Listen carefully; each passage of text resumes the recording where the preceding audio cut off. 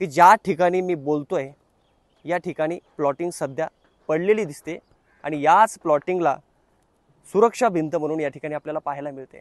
ज्या ठिकाणी बंगले होते त्या ठिकाणी भराव टाकला म्हणून, बांधकाम केलं म्हणून त्यांच्यावर 5 कोटीचा दंड आकारण्यात आलेला आहे। मात्र त्याच्याच बाजूला असलेली ही भरावाची प्लॉटिंग, याचं काय? मटेरियल आपल्याला पडलेलं दिसेल, मात्र त्याच्याच बाजूला हे 2 बंगले आपल्याला उभे असलेले दिसतात आणि ते पाहून देखील या घरावाल्यांचा, बंगल्यावाल्यांचा हाच प्रश्न आहे।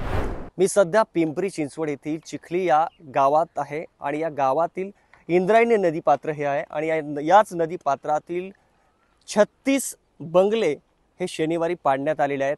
हरित लवादाने निर्णय दिला आणि त्यानंतर हे ज्या बंगल्यावाले आहेत त्यांनी जी सुप्रीम कोर्टामध्ये याचिका दाखल केली होती ती फेटाळल्यानंतर महानगरपालिकेने कारवाई केली आणि हे जे पाठीमागे तुम्ही बघताय दृश्य, हे सर्व काही आपल्याला सांगून जाते की हे 36 बंगले पाडून टाकण्यात आलेले आहेत। आणि ज्यावेळेस ही कारवाई सुरू होती त्यावेळेस या बंगल्यावाल्यांचा आणि येथील नागरिकांचा आक्रोश आपण पाहिलेला आहे।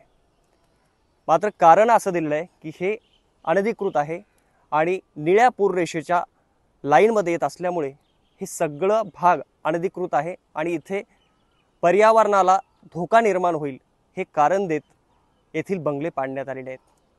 मात्र गमतीची आणि इंटरेस्टिंग गोष्ट अशी आहे की ज्या ठिकाणी मी बोलतोय या ठिकाणी प्लॉटिंग सध्या पडलेली दिसते आणि याच प्लॉटिंगला सुरक्षा भिंत म्हणून या ठिकाणी आपल्याला पाहायला मिळते। जर कॅमेरामॅनला मी विनंती करतो पुढचं जर दृश्य दाखवलं तर हा भराव आहे की काय, की उगाच सपाट भाग आहे, याचा विचार आता बघणाऱ्यांनी आणि पालिका प्रशासनाने करायची वेळ आलेली आहे।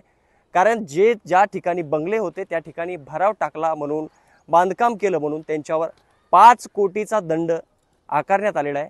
मात्र त्याच्याच बाजूला असलेली ही भरावाची प्लॉटिंग, याचं काय आणि हे लीगल आहे का, असा प्रश्न, आक्रोश आणि संताप ज्यांचे बंगले पाडले ते नागरिक आता विचारू लागलेले आहेत। जर पुढे पाहिलं तर हे सगळे आपल्याला पाडलेल्या बंगल्यांचे आपल्याला भाग दिसतील किंवा हे मटेरियल आपल्याला पडलेलं दिसेल, मात्र त्याच्याच बाजूला हे 2 बंगले आपल्याला उभे असलेले दिसतात आणि ते पाहून देखील या घरावाल्यांचा, बंगल्यावाल्यांचा हाच प्रश्न आहे, असं कसं आमच्याच घराला घर लागून असलेले बंगले हे निळ्या रेषेच्या बाहेर कसे?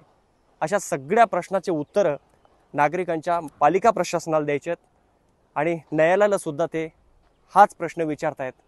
आता या ठिकाणी जो भराव टाकण्यात आला आहे तो भराव लीगल आहे की अनधिकृत आहे, ह्या सगळ्या गोष्टी महानगरपालिका कधी चेक करणार आहेत आणि या मंडळींवर हे जे कोणाचं असेल त्यांच्यावर कारवाई कधी करणार, हा प्रश्न आता सगळेजण विचारू लागलेत।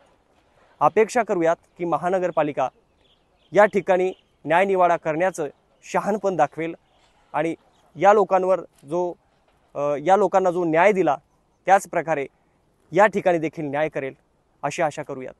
विष्णू सानप, लेट्सअप मराठी, पिंपरी चिंचवड। सोशल मीडियाच्या भाऊ गर्दीत विश्वासार्हतेने चकाकणारे नाव म्हणजे लेट्सअप मराठी। सगळ्या नागरिकांना ती स्पीच, ती लेट्सअप वरील मुलाखती म्हणजे विचारांचा खजिना। त्यानंतरच्या निवडणुकीमध्ये मला सोडून गेले। बातम्या केवळ वस्तुस्थिती सांगणाऱ्या, न प्रोपगंडा, फक्त जनतेचा अजेंडा। क्योंकि आने वाला कल जाने वाला है, जाने वाला कल आने वाला है। राजकारण, मनोरंजन असो की क्रीडा क्षेत्र, महाराष्ट्राची स्पंदने संवेदनशीलतेने टिपणारे माध्यम म्हणजे लेट्सअप मराठी। जगासोबत एक पाऊल पुढे राहण्यासाठी लेट्सअपचे ॲप, सोशल मीडिया आणि वेबसाईट सोबत कनेक्टेड रहा।